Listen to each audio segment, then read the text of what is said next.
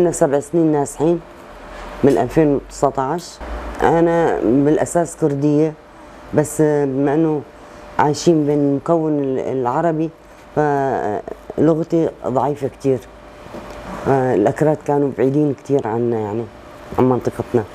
احنا بشارع الكنايس والأكراد بالدخل محدود يعني من المناطق، فهيك لغتي ضعيفة كتير بالكردي يعني.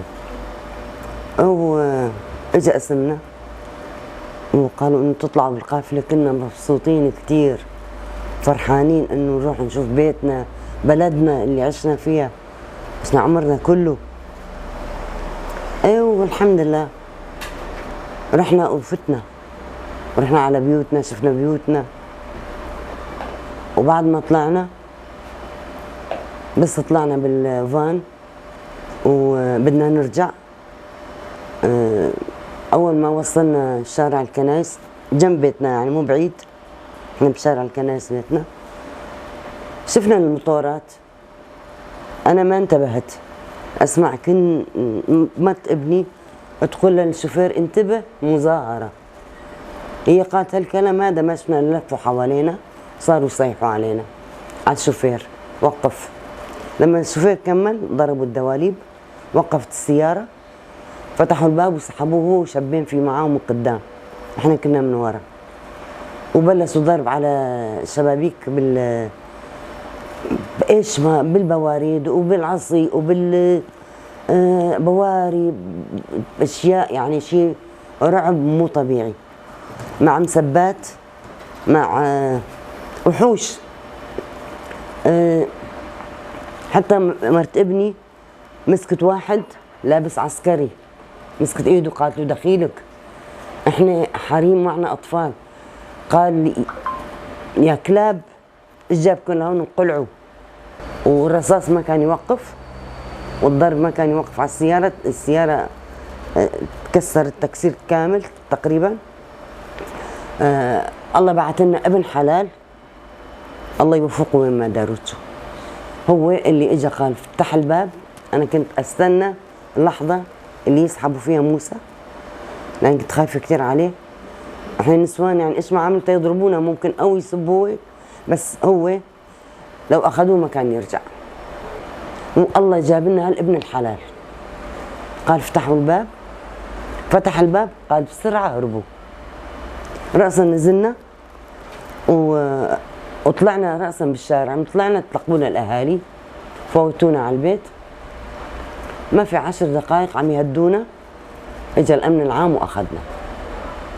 وهو بالطريق رأسا خبر، قال فورا دوريات لشارع الكنايس في عصابات.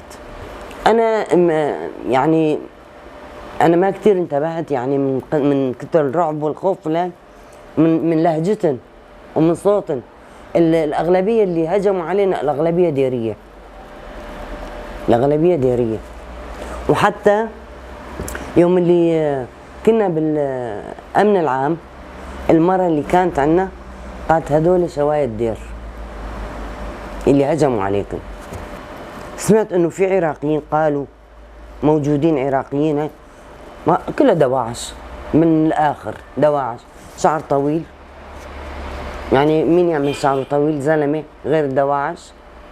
بعدين ثاني يوم الصبح حطونا بسياره فان كلتنا، وسياره الامن قدامنا حمايه، لا وصلونا للحاجز المشترك وسلمونا للاسايش واستقبلونا.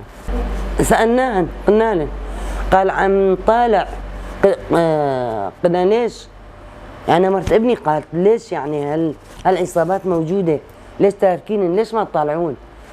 قال احنا عم نطالع شوي شوي دفعات. قالت حتى قالت لهم ليش هالمطورات موجوده براس العين؟ ليش تسمحوا مطورات؟ احنا عندنا بالحسكه ما في ولا مطور، مطورات ممنوعه. قال لي عم يشتغلوا عليهن فما نقدر نمنعن. ما تقدر. انا حسيت انه الحكومه ضعيفه، بدنا ينظفوا البلد، يطالعوا هالعصابات اللي بالبلد كلها، وكل اللي محتلين بيوتنا يفضوا بيوتنا كلها ويطالعوها وهي تدخل الأسايش قبلنا. إذا ما دخلت الأسايش إحنا ما ندخل. لا ما نثق، ما في ثقة.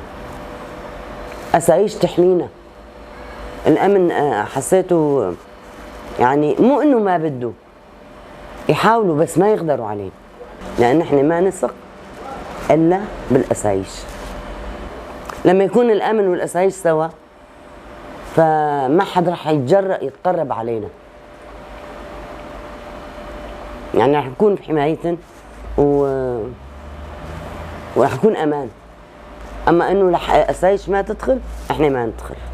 لا بدنا حق العودة، ونطالب إنه يأمنوا البلد، وبدنا نرجع. إحنا ما نترك بيوتنا، ما نترك أملاكنا لناس غرب ما تعرف أصلا من وين.